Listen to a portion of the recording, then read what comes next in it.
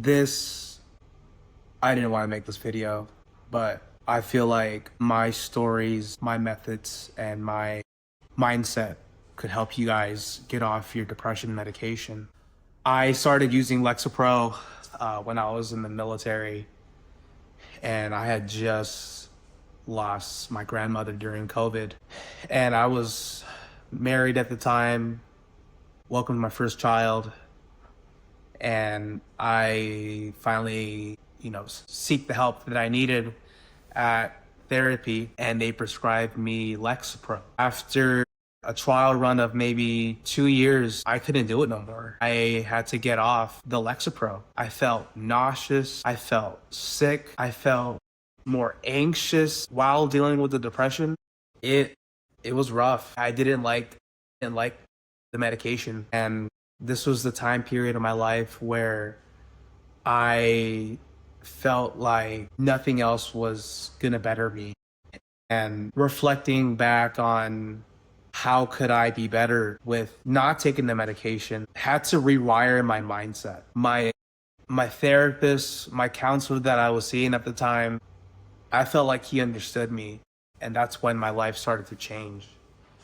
I previously couldn't trust people before that, and a lot of people don't understand the deep-rooted problem, like the deep-rooted depression that we have, and you don't think about it, but depression starts in your childhood. A lot of us, never, we're never loved the right way.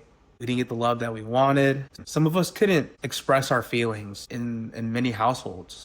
I grew up Filipino, and I grew up in a very old school house, and you weren't able to express how you were feeling. You weren't getting that comfort. You weren't getting that person to listen to you, because if you talk about your feelings, you're weak. And I'm a grown ass man right now speaking about feelings. It doesn't make you soft. It doesn't make you weak. I think being vulnerable and telling the story of how depression goes on a day-to-day basis is hard. There's days where I don't want to wake up. There's days where life is a roller coaster and things just fluctuate. Things are always changing. Life goes good for a couple days, a couple weeks, a couple months, a couple years, and then boom, something happens, and then damn, the moments where you don't want to keep waking up and you're always caught up in your head, it shit eats you up. It really eats you up. So when I started to hit the gym, did that help me?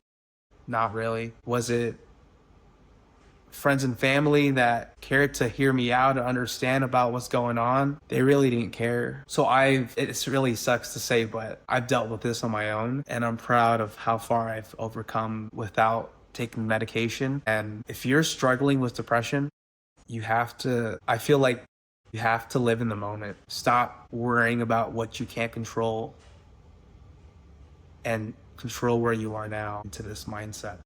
If I could be happy, if I could choose to be happy every day, I would. But I feel like myself and many others don't have that luxury of constant happiness. And after taking medication, I refuse to take the medication. It just makes me feel sick. I wasn't getting that fix that I needed, but the fix was in my head. When you let one negative thought eat you up, your life just spirals. So what kind of helped me uplift myself and what I've done with like my content on TikTok and Instagram and now on YouTube is I speak positive words, positive affirmations I think that helps me better my mindset and like gives me a better outlook on life. I might be rambling, guys, but I'm not here to give you a scripted video of depression and get you guys on clickbait. A raw, optimistic mindset, a raw and optimistic view on living with depression. If there's anybody struggling out there, you're not alone. For me, I've lost people that I couldn't count on, and I couldn't count on many healthcare professionals. But the two people that I've had the pleasure of working with while I was in the military, thank you guys so much. Because without you guys, I wouldn't have been able to help others, to help myself, and they've really encouraged me to better my life. If you're laying down and you're fighting depression and you don't want to live anymore, please reach out to me. I'm here to listen to you, and I'm here to lift you guys up, because I can't let my brothers and sisters drowning in depression just not want to live anymore. I really do encourage you guys to reach out to me and reach out to professionals that actually care to help you better your lives. We're living in like I said earlier in the video, it's a roller coaster that we are living in. When we're up, we're up. When we're down, we're down. But you have to find that middle and just ride it. But when you go up and you enjoy those highs, enjoy the moments. Take it in, breathe it. Take it in, breathe, and just be present. Surround yourself with as much positivity as you can. If your friends and family ain't supporting you, you got a friend in me. And I don't mind reaching out to you, but living with depression is a battle, and you're able to cope. You're able to live with depression. It's just tweaking your mindset just a little bit.